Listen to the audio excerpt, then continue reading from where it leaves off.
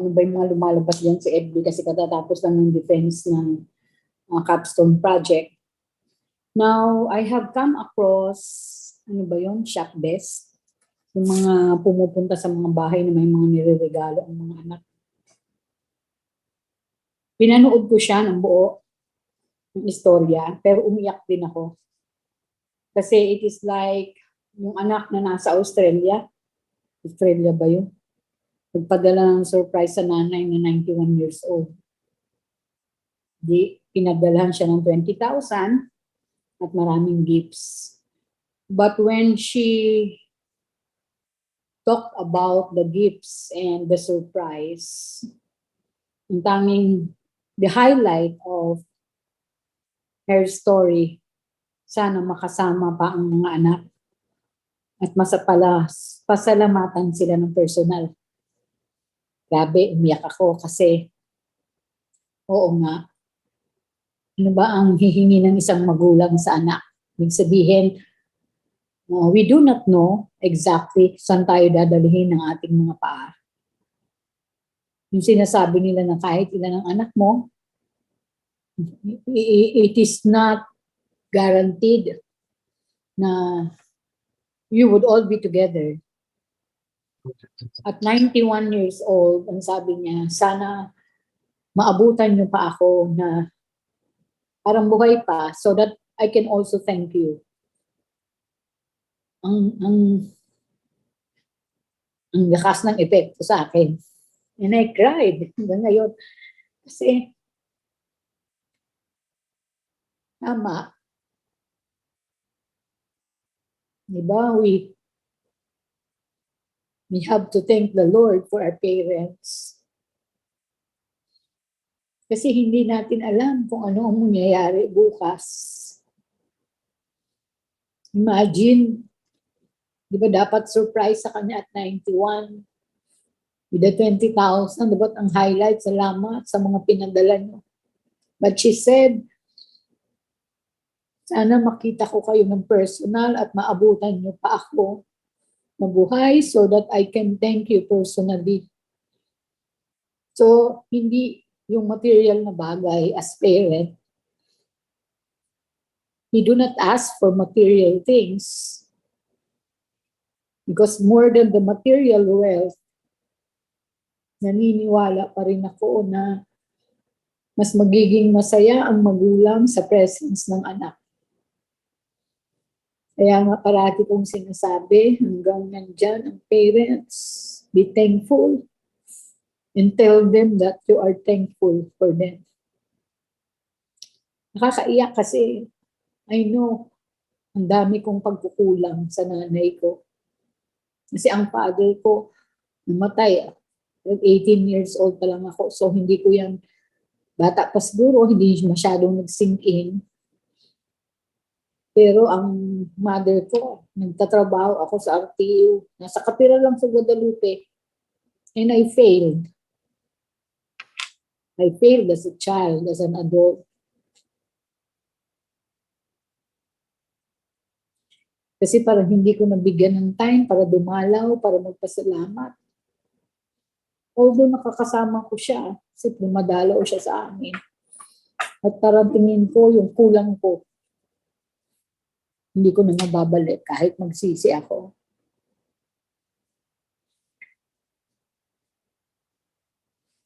Kaya kanina, nung sinasabi ng nanay, sana magkita-kita pa tayo. Ang bigat sa akin. Imagine, I hardly have the time to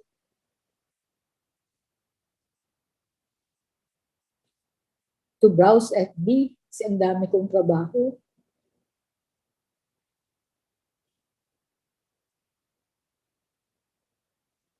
Sana you do not experience what I am experiencing.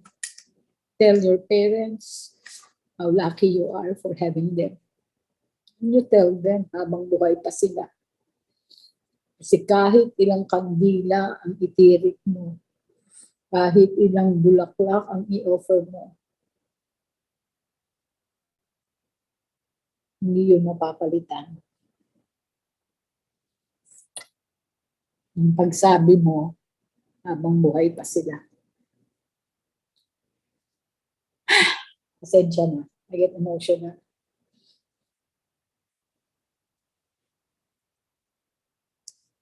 Ito ang katotohanan ng buhay.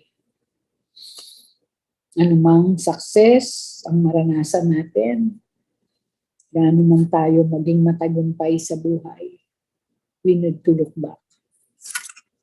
And we need to be thankful for the people who work with us.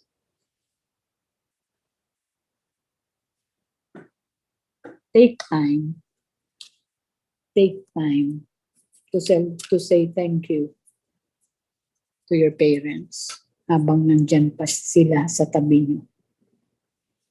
So let me share with you my screen. Nasend ko na ba yung problem?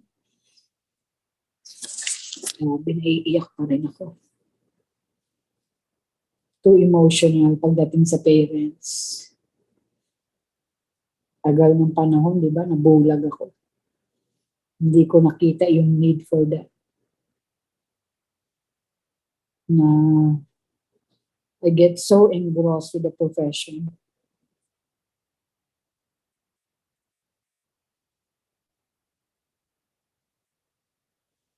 Kung kailan wala na, saka na nagbabalik tanaw. Sir Rojas, mag-message ka nga. Ito ba yung sa inyo? Ay, ito, no?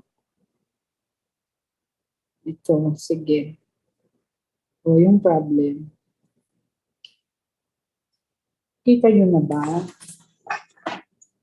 Yung problem. Yes, ma'am. It's on the GC na po. Okay, so tama na ang ating emotion. We have to work. Pero mabilis lang to kasi isang problem lang to. So when we try to look at the network, having the specifications, so we draw the network first. So we start with, actually may solution na ako dito kasi luma na to. Pero mas mahirap pang maghanap ng solution kaysa mag-solve. O di, mag-solve na lang. So A has no predecessor. Ay, ba yan? A has no predecessor. B and C would come from A. So, posibleng ito ang B. Posibleng yun ang C. Pag hindi, di ayusin na lang mamaya. E would come from C. Ay, di pa pala. E would come from B, C. Ay, mali. Hindi siya E. E would come from B, C. So, dapat ganito.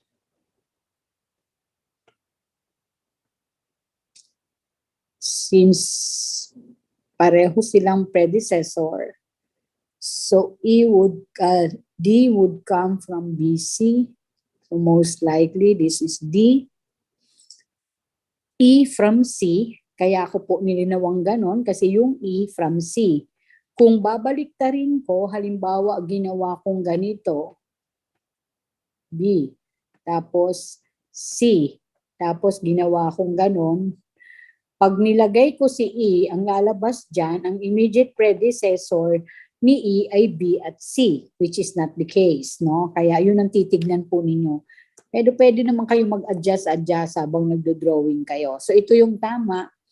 So we would be combining B and C for the D, and E would come from C, F from D. Bababa ko ang D ng kaunti kasi meron pang predecessor si D. So supposing ito si E. Now, F from D and G from E. Since yung dalawa, wala nang kasunod, so hindi sila pwedeng nakanganga. So 1, 2, sabihin na natin ito ay 3, ito ay 4, ito ay 5, ito ay 6, ito ay 7. So may tanong ba sa pag-drawing? So ulitin natin. A has no immediate predecessor, so that is correct. B comes from A and C from A. D comes from B and C, meaning the immediate predecessor of D are activities B and C. That is why naka-forward si C, no? Hindi po kasi pwedeng ganito, no? That is not allowed. No, this is not allowed. Kaya gagamit tayo ng ganon. Ibig sabihin, if two activities are predecessor of a single activity, then we make use of the dummy line, broken line. No, para doon sa D. Ibig sabihin, D may proceed when B and C are through. So, tandaan lang yon, no? Then, asan na ba tayo? E is predecessor is activity C. But katulad ng sinabi ko kanina, kung baliktarin ko yung broken line, so pag yung B ang papunta sa C, hindi na siya mag-fit dito sa binigay na problem kasi si C, ang tanging predecessor ni E ay si C. Pero kung pababa si B, lalabas na ang predecessor ni E ay si B at si C. So doon lang maging careful. Si F manggagaling kay D at si G manggagaling kay E.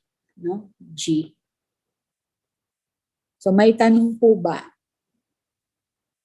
Kasi po ang exam, naka-table, i-drawing po ninyo. So kung mali na ang drawing, wala na tayong aasahang tamang sagot kasi kahit naman siya halimbawa multiple choice o short answer, manggagaling po yan sa drawing nyo. So may tanong po ba? Okay?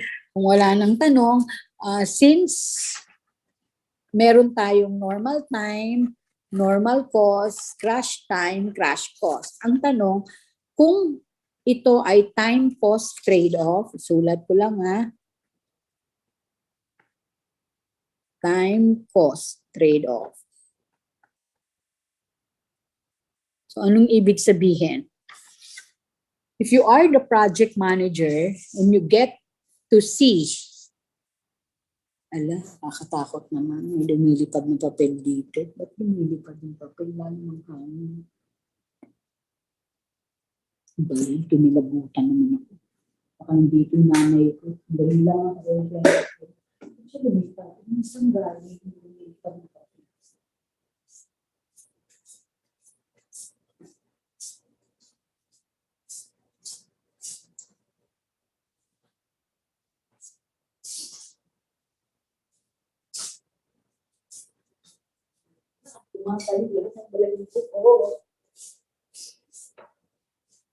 Grabe, I have goosebumps.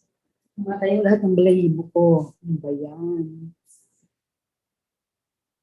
Kasi although naka-aircon, wala namang hangin. Pero may lumipad na papel. Saan galing lumipad na papel? May kasama ba ako?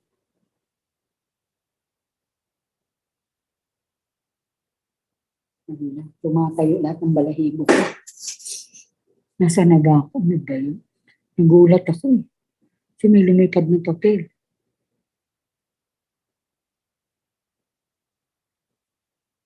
Dali lang, kinakabahan ako. Hindi naman kasi nakataas ang aircon, nakababa. Saan manggagaling yung lumipad na papel?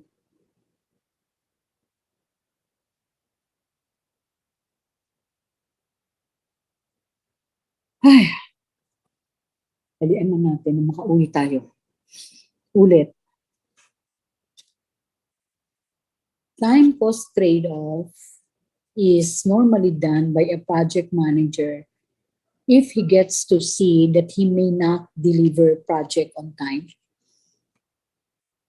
The consequence of doing time cost trade-off is that since you wish to shorten the duration of the project so that you may deliver on time, because of course, what we think of is our reliability as a project manager, then no matter the cost, we would be protecting our names. Ako, ganun ka dapat ako ganun mag-isip. But of course, sa isip ko yun.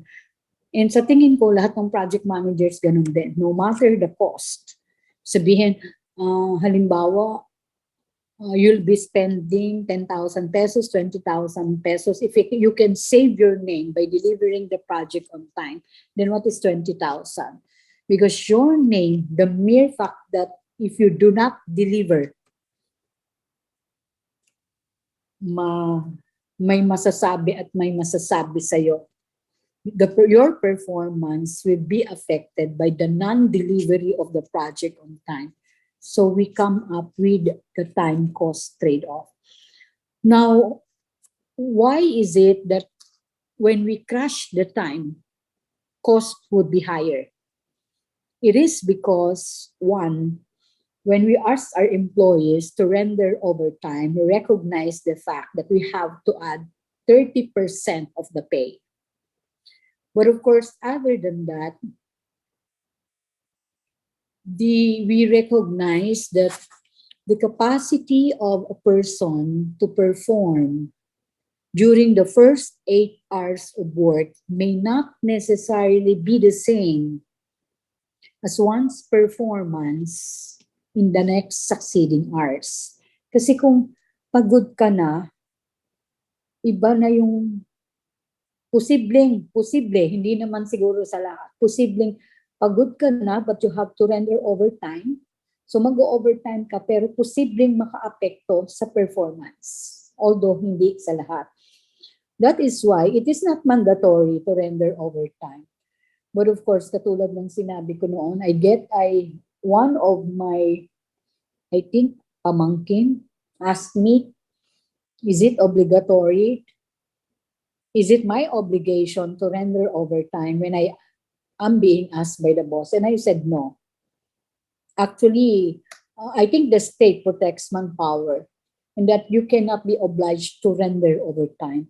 But of course, when you think you are part of the organization and that you see yourself as an asset to the organization and that the objective of the organization may not be achieved given that workers would not cooperate and would not contribute, then by all means, you would render overtime.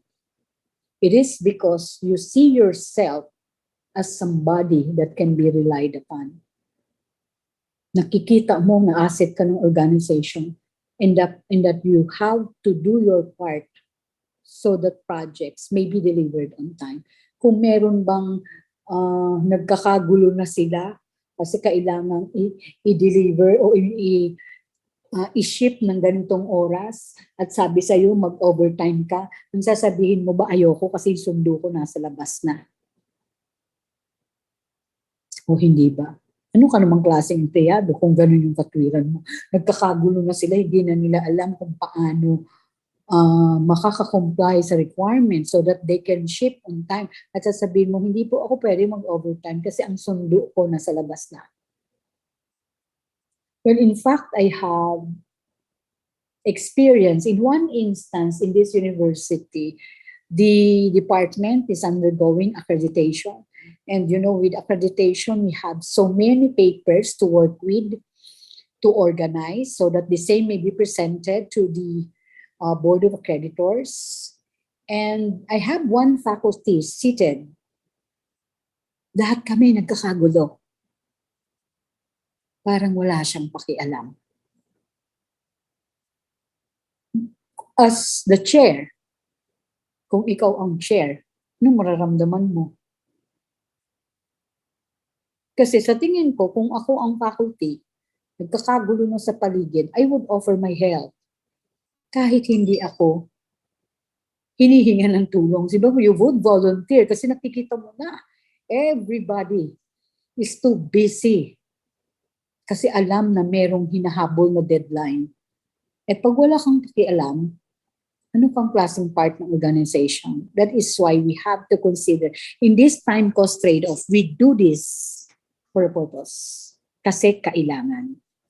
Kasi this is a project. Merong delivery date. O tama na yung mga istorya ng buhay.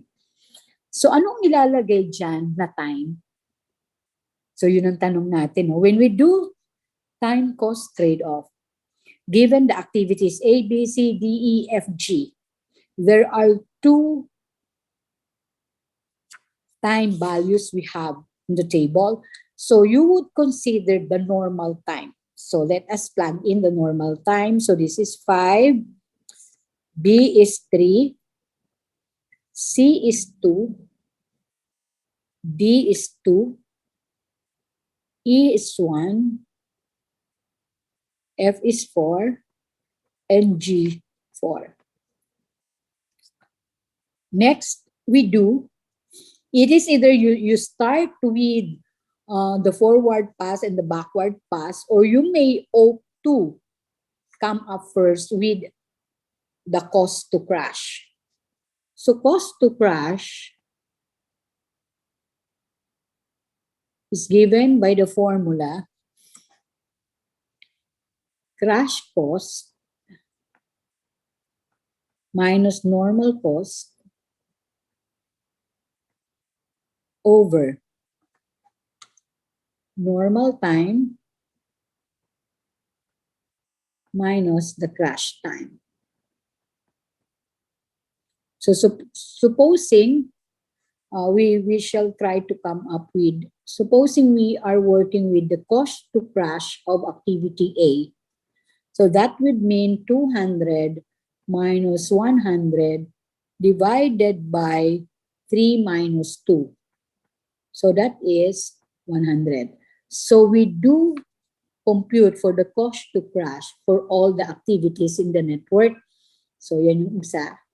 So we have B, C, D, E, F, G. So for activity, we have 350 minus 300. So that is 50 divided by 1. So this is 50. Pare-pareho lang naman ng pag-compute. Hindi ka na kinumpute.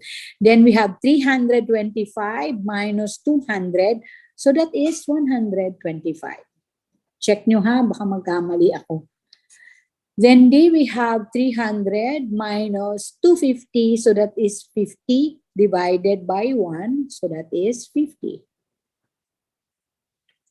Sila Sara, umalis agad.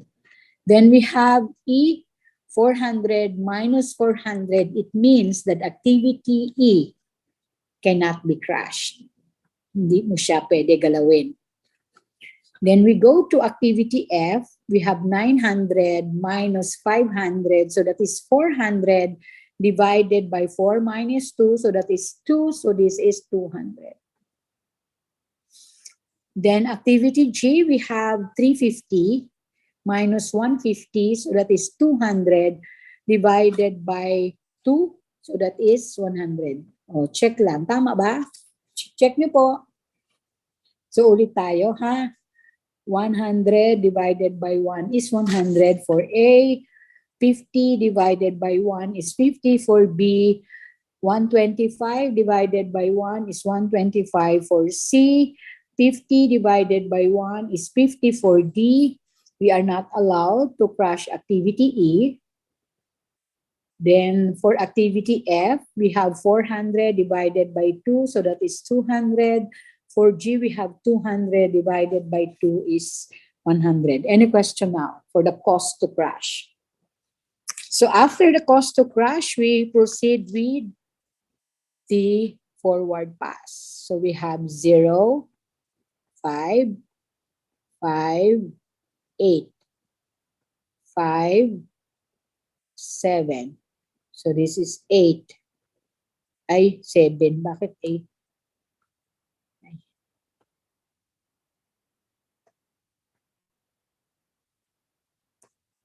7 kasi yan dito, since broken line yan, 7, 0 yan, 7 din yan. So 8 plus 2 is 10, 7 plus 1 is 8, 8 plus 4 is 12, 10 plus 4, 14. So 14 siya, di ba? Then we do the backward pass, 14, 14. 14, ano ang DC? Ano ang DC? Disconnected, ma'am. Ay, sus.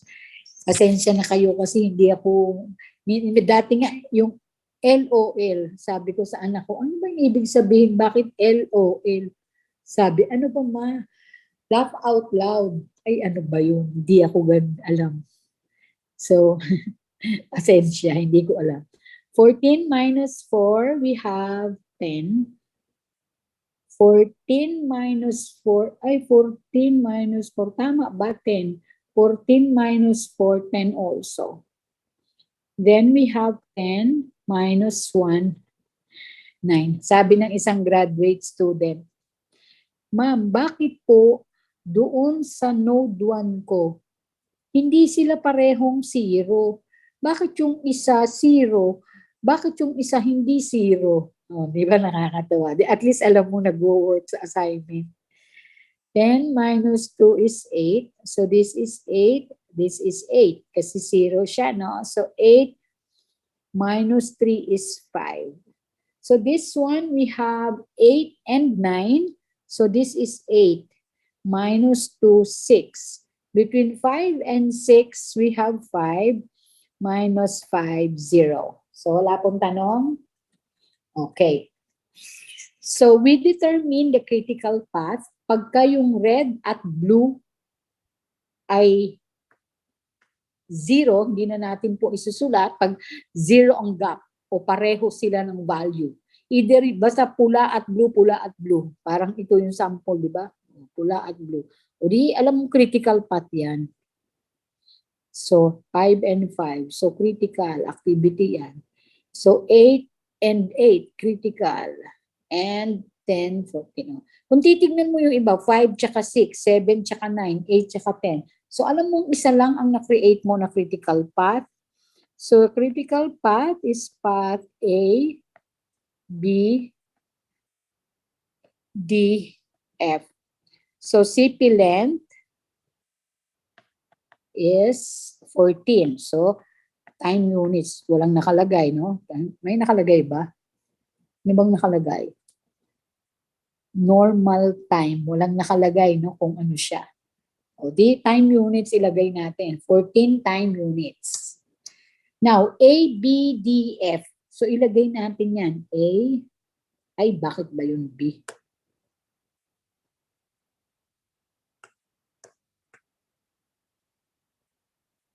So, lagyan natin kung ano yung critical path. So, A, B, D, F. Okay. So, A, B, D, F.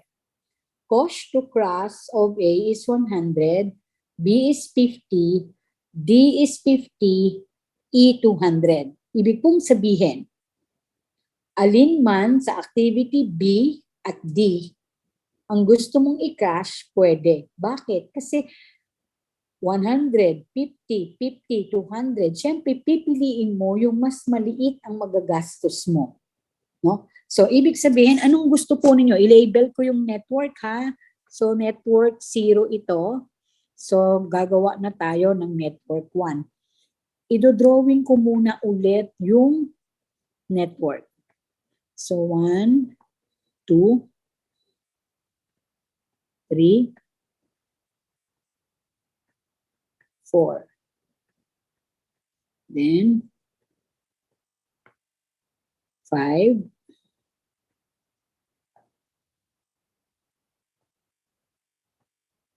Okay, so this is A, B, C, D, E, F.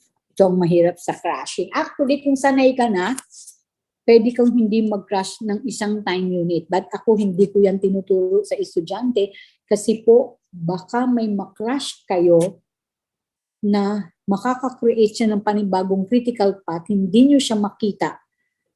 Error na lahat ng solution. So, ang ibig sabihin, we will do crashing one time unit at a time. Isa-isa lang ang pagbawas. Kasi baka magkamali kayo ng pag-solve. Kung sanay na kayo, bago nag-opisina na kayo, gamay nyo na to, you can do, no, several times. One time crashing, kahit marami, basta lang mabilis yung mata nyo, nakita nyo agad yung epekto sa system. Pero kung nag-uumpisa ka pa lang, kailangan one at a time. Huwag magmadali. So, meron po tayong network 1. Sabi natin kanina, pwede natin i-crash si A, si B, si D, at si F. Alin po dyan ang gusto nyong i-crash? Si B o si D? Ulit, bakit si B at si D?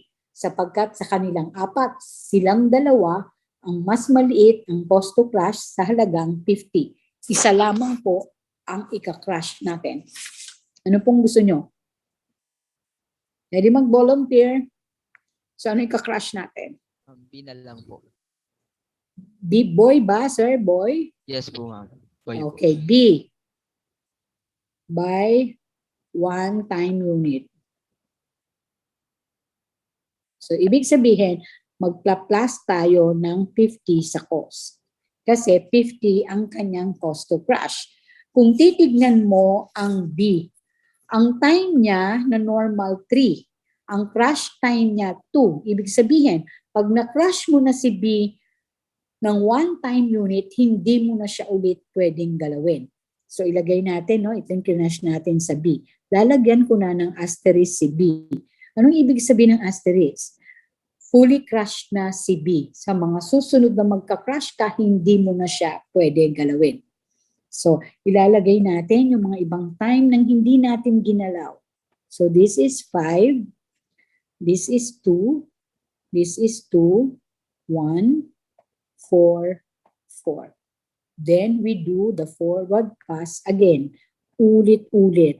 So, 5, 5, 7, 5, 7, 7, 7, 9, 7, 8, 8, 12, 9, 13. So this is 13.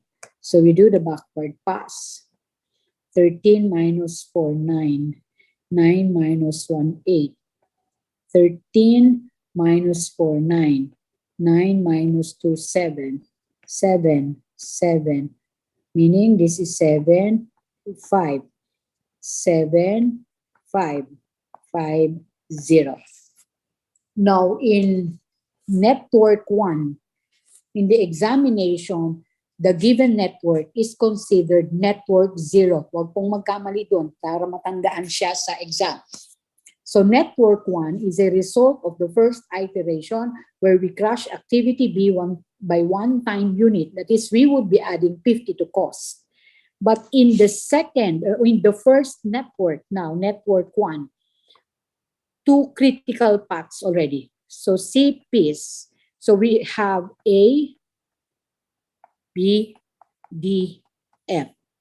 Once a critical path, always a critical path. Pag critical path na siya, hindi na siya pwedeng maalis sa list ng critical path. Maliwanag ba yon? Once a critical path, always a critical path. Kaya po yun ang iniiwasan natin ng multiple crashing at the same time. But this time we have created another critical path. Lalagay ko lang to ha, yung dati A, B, walang pasubali yan. Yung critical path na dinefine, critical path na yan. Pero tignan niyo, si activity C, pareho na siya, 5, 5. So ibig sabihin, ito ay critical path. Yan na po siya. So, meron tayong pangalawang critical path. A, C, D, F. So, A, C now forms part of the critical path in F. Now, since we have 2 critical paths, D and F, these are common activities. Si C ay si D at si F, parehong nasa 1 at 2. Number 1 at number 2 critical paths. So kung ika-crush mo ang isa sa D at F, maka-crush pareho. Kung hindi si D, no? Kasi kanina sabi natin, ang ika-crush natin either si B o si D. Eh si B hindi mo na pwede galawin. Sabi natin kanina, naka-record na. So ibig sabihin, kung pipili ka kay A, D, F, pinakamaliit si D. So since alam mo na pinakamaliit si D, posibleng siya rin ang pinakamaliit sa ACDF. Tignan mo, ang A100, ang C125, ang D50, ang F200 para sa second. So, better i-crush mo si D. No? Pag crush mo si D, babalik ka ngayon sa table at ang nakalagay, activity D, ang kanyang time unit ay 2. Ang crush time niya, 1. So, allowed ka na i-crush si D. So, gawin natin siya dito. Gawin natin itong 2. So, i-drawing ulit natin yung network. Liliitan natin. 1, 2, 3, 4. Wala pa palang number 2. 5, 6, 7. Kasya pa.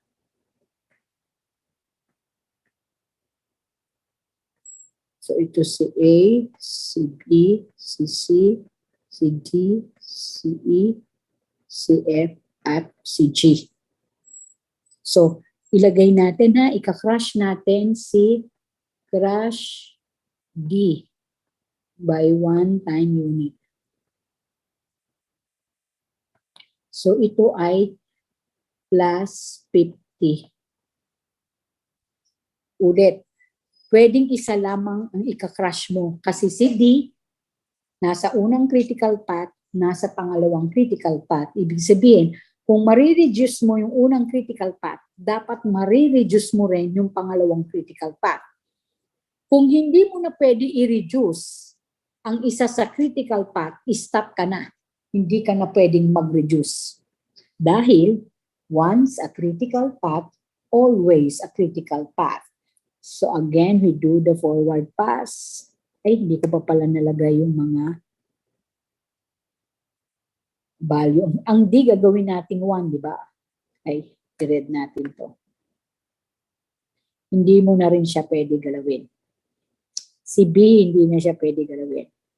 So maglalagay tayo ng value. A is 5, B is 2, C is 2, D is 1, E is 1, G is 4, F is 4. So we do the forward pass again.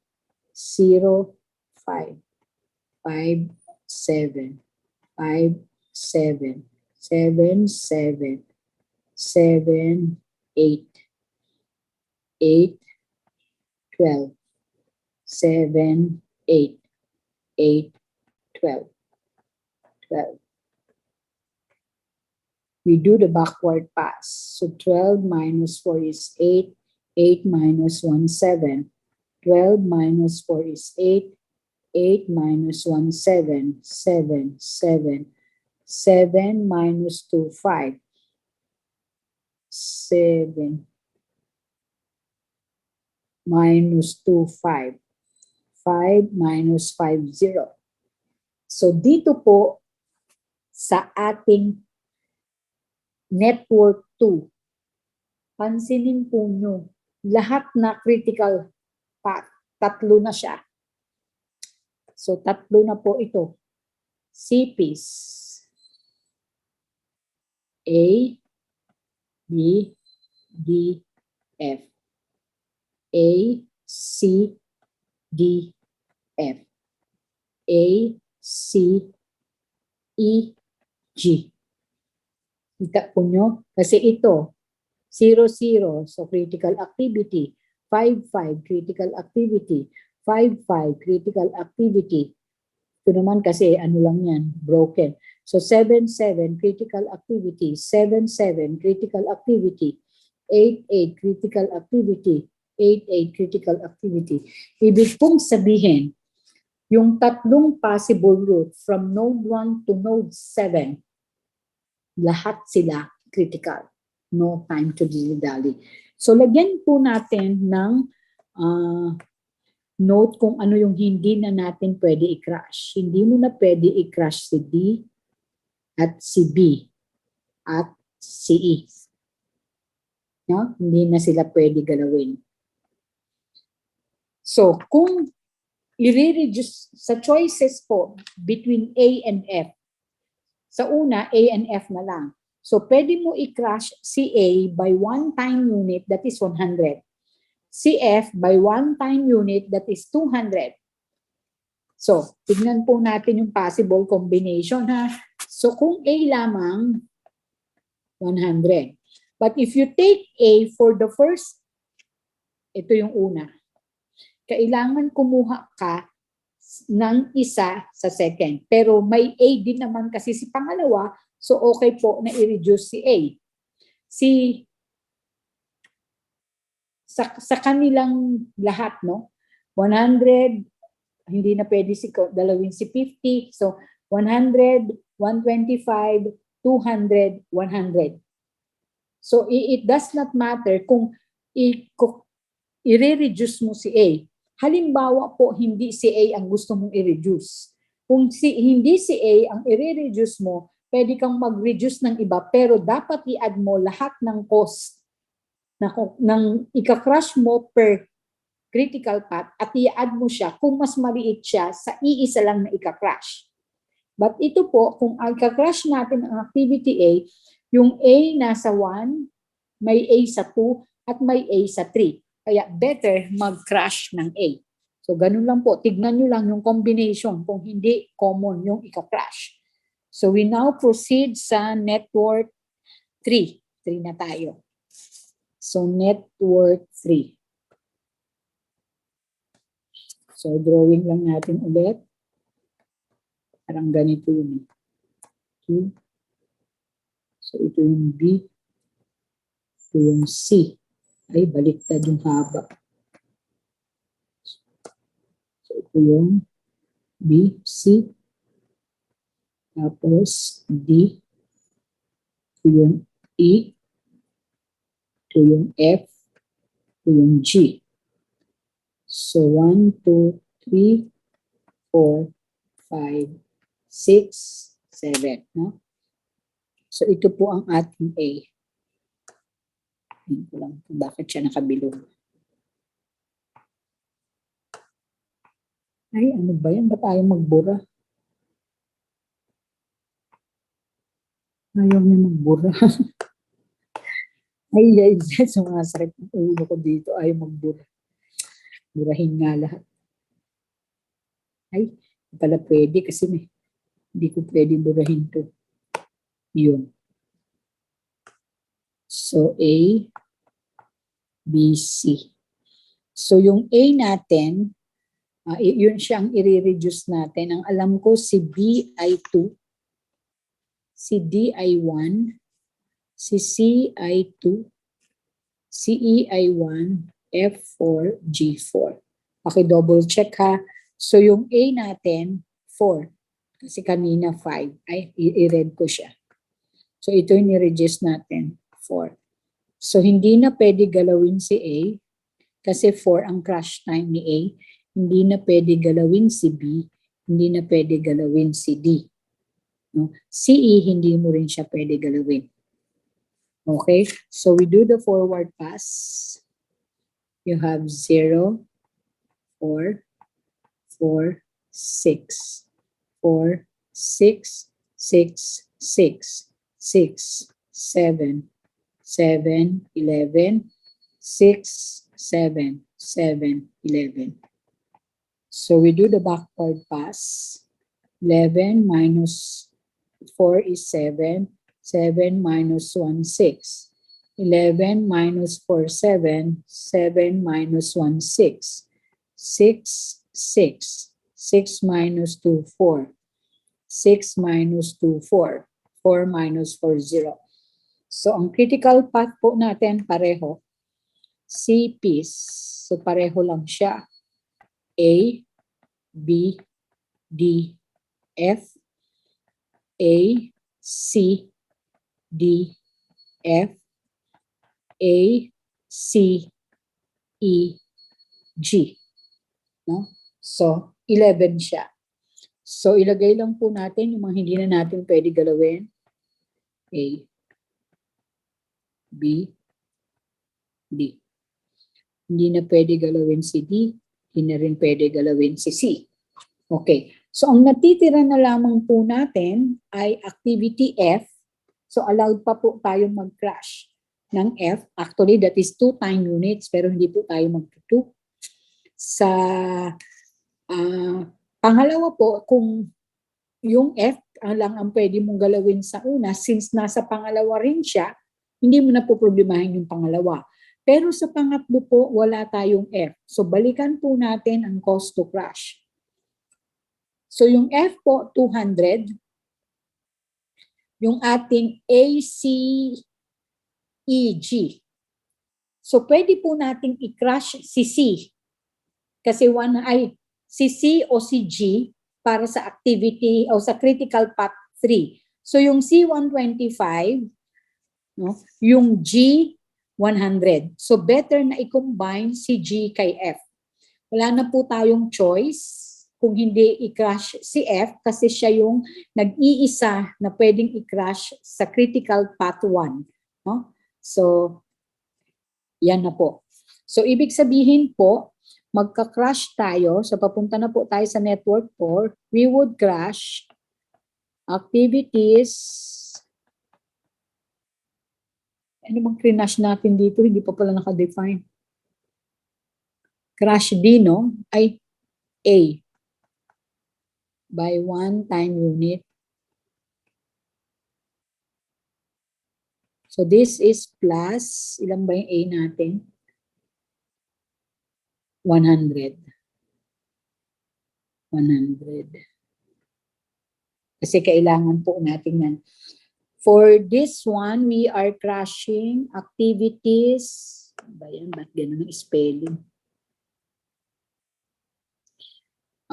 We would combine F and G. Ay, C, no? C kasi mas mura yung C. C is 125. G ay 200. Ay, hindi pala pwede si C. Kasi po, pag crinash mo si C, maaapektuhan yung second. Kasi yung C part din ng second. So, ang pwede mo lang i-crash G. Hindi po pwede. Nakuha po nyo, but hindi pwede. Kasi po, nag-crash ka na ng one-time unit kay A, yun yung F. Nag-crash ka ng one-time unit, ito yung gawin natin ganun ha, para maintindihan nyo. Sa unang critical path, ika-crash mo si F. So, since si F ay nasa pangalawang critical path, nakapag-crash ka na rin ng isa sa pangalawa. So, sa pangatlo, mas mura si C. Pero si C, nasa pangalawa din. Since nakapag-crash ka na ng isa sa pangalawa, hindi mo na siya pwedeng galawin. So, ang natitira na lamang na activity sa 3 na pwede mong galawin, na wala sa 1 at 2, ay G, kahit mas mahal. Nakasunod po kayo? Kailangan masundan nyo yun kung bakit, ha? Kung hindi, mag-error ang solution. Magtanong lang po kung may itatanong, ha? Huwag mahiya. Kasi importante, maipasa ang exam. Yun ang importante.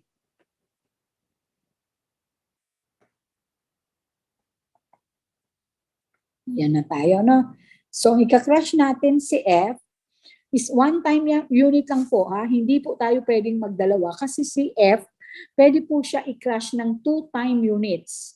Bakit po hindi tayo magka-crash ng dalawa?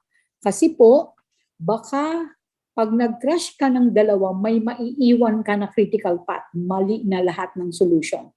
No?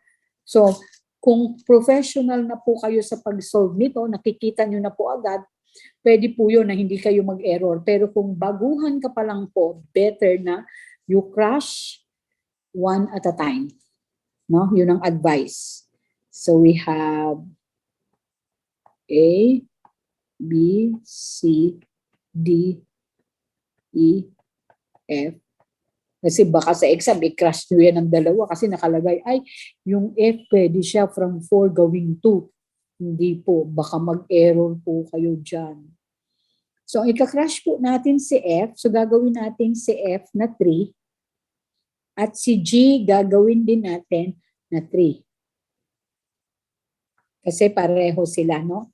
So, si D ay 1, si E ay 1, si C ay 2, si B ay 2, at si A ay 4.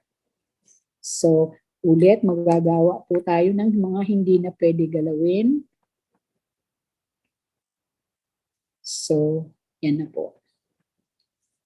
Okay, next po. Ang forward pass pa tayo. So, 0, 4, 4, 6. 4, 6, 6, 6, 6, 7, 6, 7, 7, 10, 7, 10.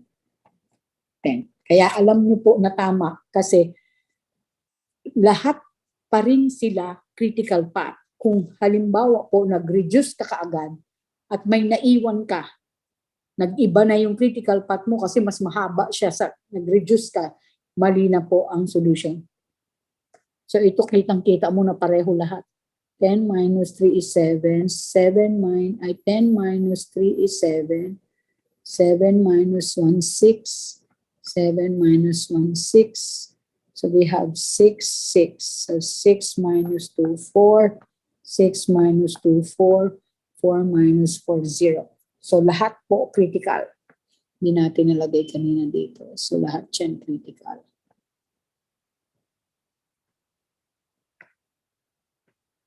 Kala ko maiksi lang ang solution nito. Haba pala.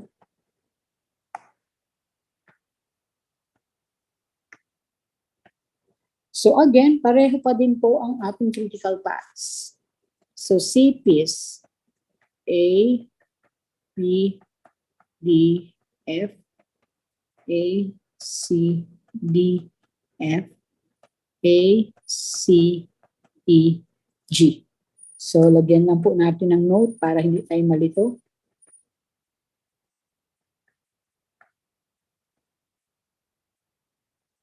Yan po. So si F po, hindi pa siya crushed to the fullest. Si G din, hindi pa siya crushed to the fullest. Pag meron po kayo sa tatlo na yan, meron pong hindi na pwede galawin. Stop na po. Ibig sabihin, nahanap na po natin ang crush time. But since pwede pa pong i-crush si F at i-crush si G, gagawa pa po tayo ng network 5.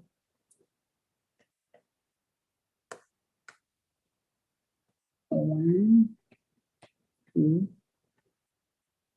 3, 4, 5, 6, 7.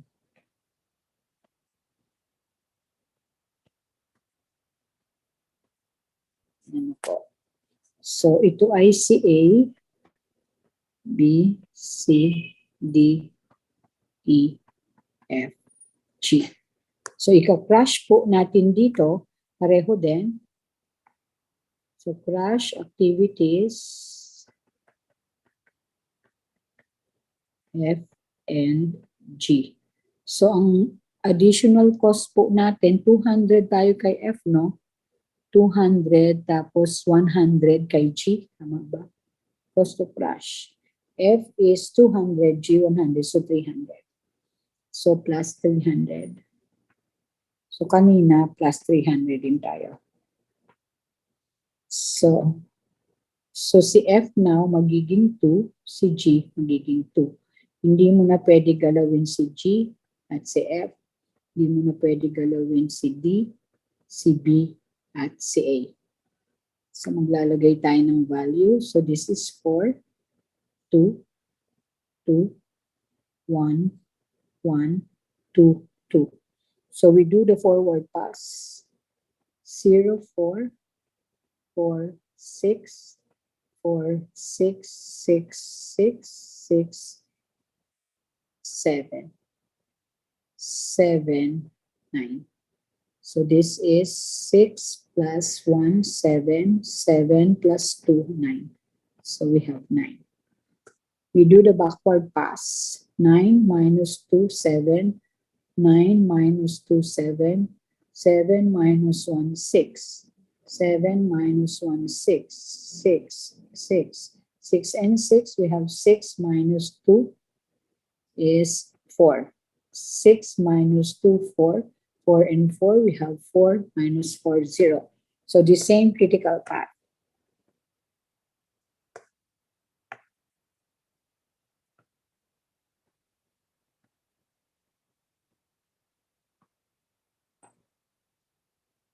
So C, please.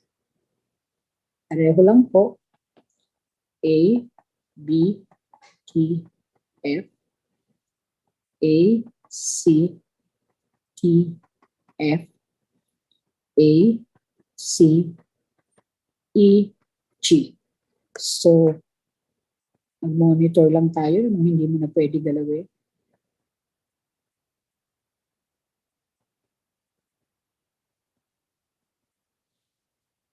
Okay, tignan niyo po.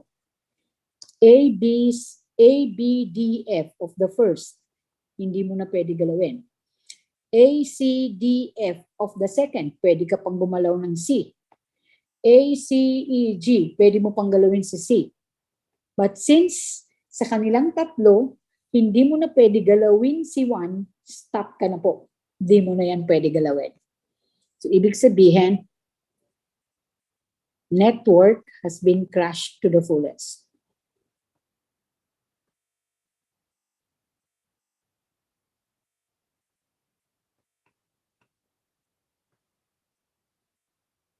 So, we stop. No? Kasi hindi mo na pwede galawin si 1. Pwede mo na maisulat. O, di ilagay natin CP 1, si critical path 1 of network 5, pwedeng ganun, has been crashed to the fullest. Therefore, we stop. Okay? Therefore, we stop. So, ilalagay mo na rito yung duration tsaka cost. So, ibig sabihin, duration or the network may be crashed from, tignan mo po yung original time, 14. So, the decision, duration is from 14 to yung huli, 9. Cost from, bilangin mo po yung normal cost. 300, 500, 300, 400, 600, 850, di ba? So, 1,250, 1,750, 19, baka magkamali. Check lang po kung 19, 400, 600, 1,000, 1,005, 1,750, 1,819, 19, so in dollars, 2, i-add mo po lahat ng cost. So, umpisahan natin sa number 1. So, 50. Sa 2, 50. So, 100 tayo. Sa 3, 100. So, 200. Tapos, sa 4 and 5, 600. 800, no? 2,700.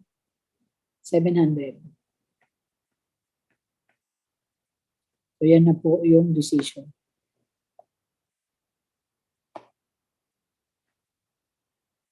We are the same problem. No? So, yung sinasabi. We construct the CPN network following the crashing algorithm. We find the minimum cost crash schedule. Pwede mo naman lagay dyan. Ito siya. The minimum cost crash schedule. Ibig pong sabihin, if you interpret results, given the network, no, the data in the table, the normal time for finishing the project is at 14 time units. If one wishes to crash the network so that it may be delivered earlier than expected, then the network may be crashed by 5 time units, that is from 14 to 9. But cost would differ in that from $1,900 US What is expected now is a total cost of $2,700, which is an $800 value greater than the 1,009. Any question now? Tanong po. Ma'am, may tanong po ako, ma'am. Yes. Saan po galing yung 1,900, ma'am? Yung total po ng normal cost Ma'am, yung 2.7 po saan? ay, ibig sabihin hindi nakikinig. Sorry po, ma'am, Plus na-interrupt. plus 800 po. 50 plus 50 plus 100 plus 300 plus 300. Dun po sa pag-crush ng activities, 800 po yung total. So 1,900 plus 800. Tama ba? 27. Baka kasi mali ako.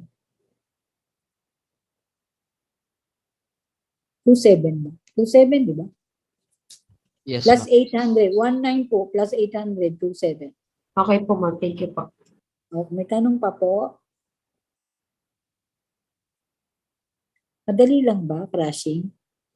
Hindi po kayo mag-error basta mag-crash kayo ng one-time unit. Kasi usually po ang nag-e-error pag kayo nagka-crash ng more than one-time unit, tinignan lang. Halimbawa ay yung crash time niya pwede dalawa.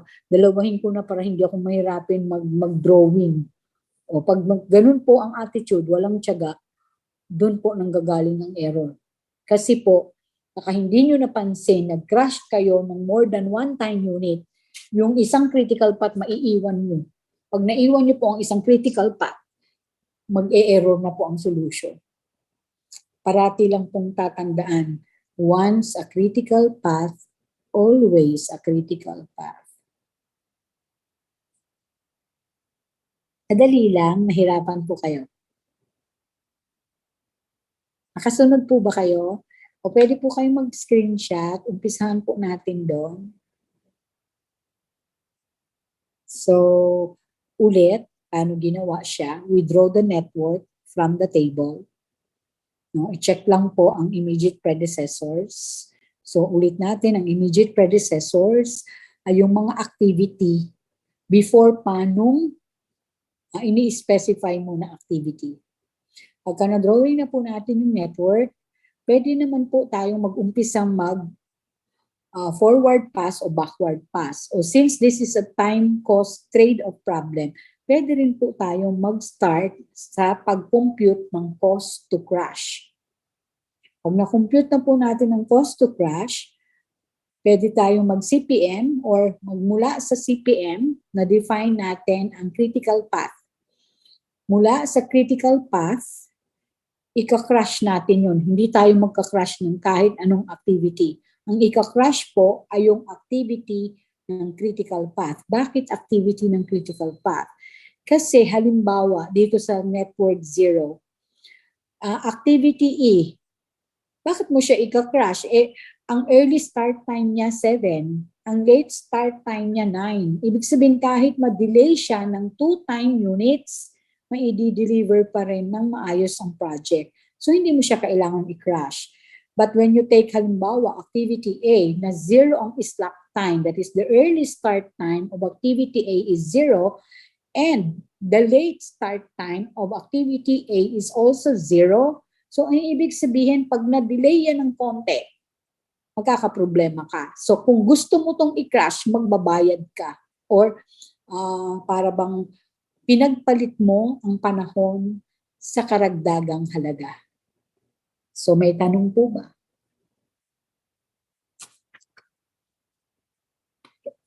Kailangan nyo lang pong masanay na posibleng marami, ulit-ulitin ang drawing. Hindi po pwedeng hindi magtiyaga. Kailangan po tayong magtiyaga para mahanap natin yung tamang solution. Alam ko kasi yung batch nyo, no? Kasi kayo yung mga technology savvy, no? Mainipin na. Kasi sa technology mabilis, no? Lahat ng information at your fingertips. Pero kailangan nyo pong maging matyaga kung gusto ninyo na makuha ang tamang sagot. May tanong po ba?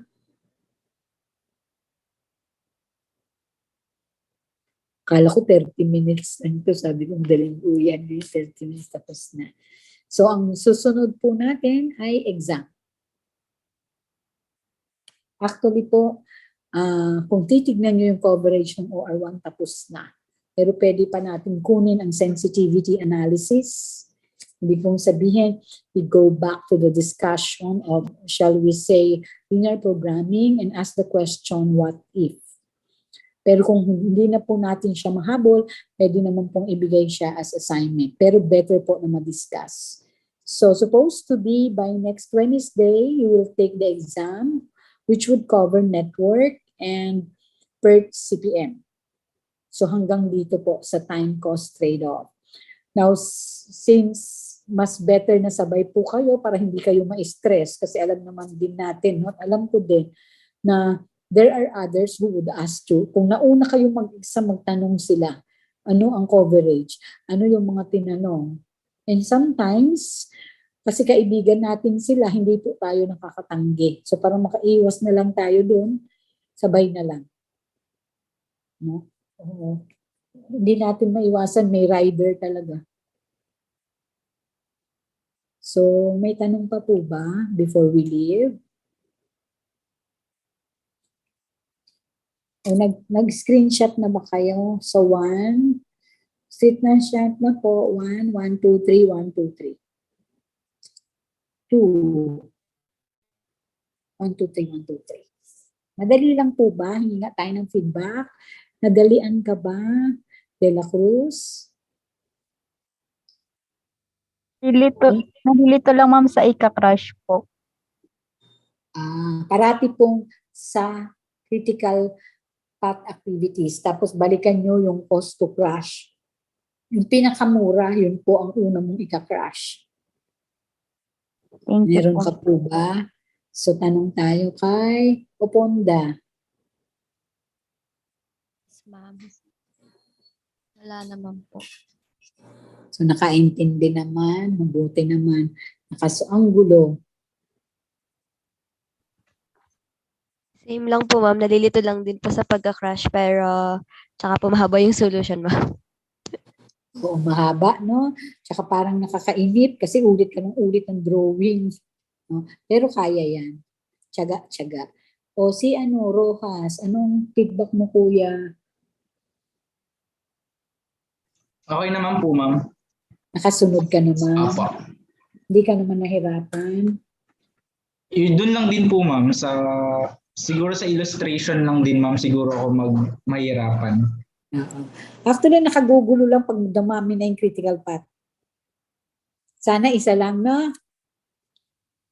Sana isa lang ang critical path. Di ka nang mahirapan. Kasi kung halimbawa ito, yung A, B, D, F, siya lang ang critical path mula una hanggang dulo. Mas madali, di ba? Hindi ko alam kung nga rin maiksi ang solution kasi nasolve ko na to pero hindi ko naman natatandaan yung mga solution. So may tanong pa po ba?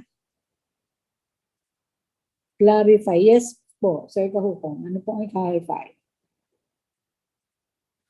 Ano ba sabi niya? Clarify ko lang po yung coverage hanggang saan po. Sir, ang time cost trade-off, under po siya ng PERT CPM. Hindi po ba nag-CPM tayo dyan? Kaya nga po may definition ng CPM, ng critical path. Kasi ang method, critical path. So yung time cost trade-off po ay part ng PERT CPM. Sabi niya kasi, kasama daw ba ang time cost trade-off o hanggang PERT CPM lang. Kasama po, sir, ang time cost trade-off. Under po siya ng PERT CPM.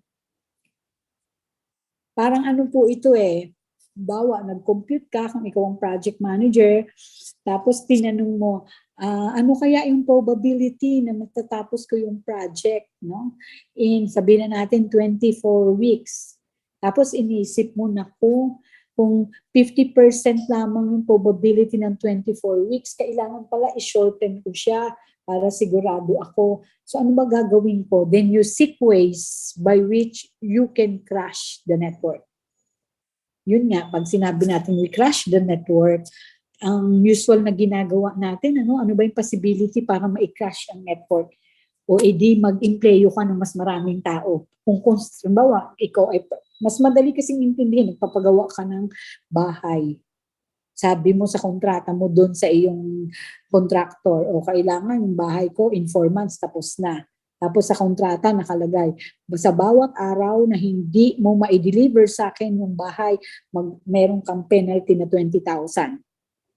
Di syempre yung contractor mo, halimbawa nakikita niya hindi ko yan matatapos, so anong gagawin? Magre-resort ka ngayon sa, you try to seek for ways by which you can deliver project on time.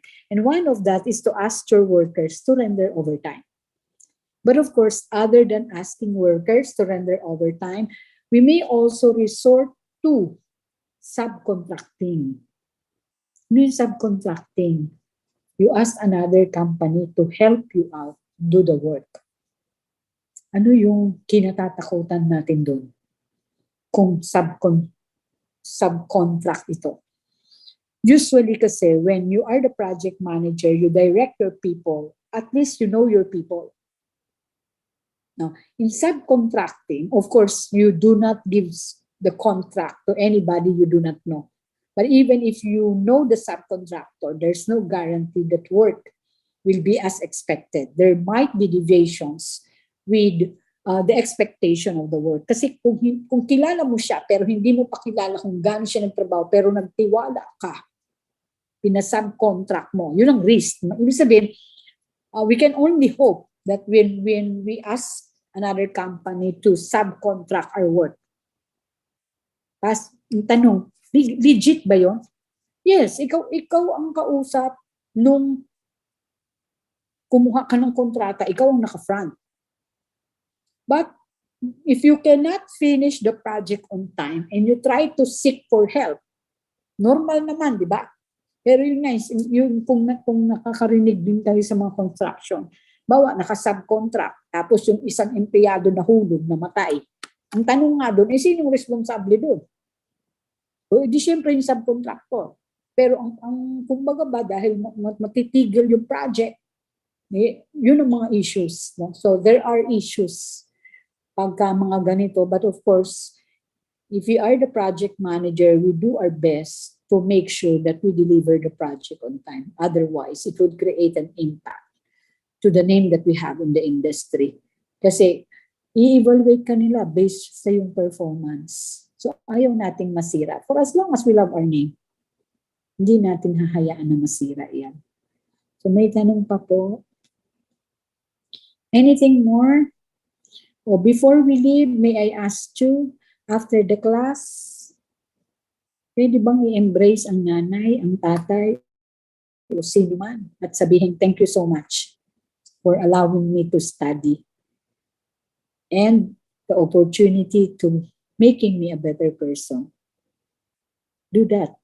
And I know you'll feel better. So kung may kaalitan sa bahay, normal naman, gaway ang magkapatid. Nagsasamaan ng loob.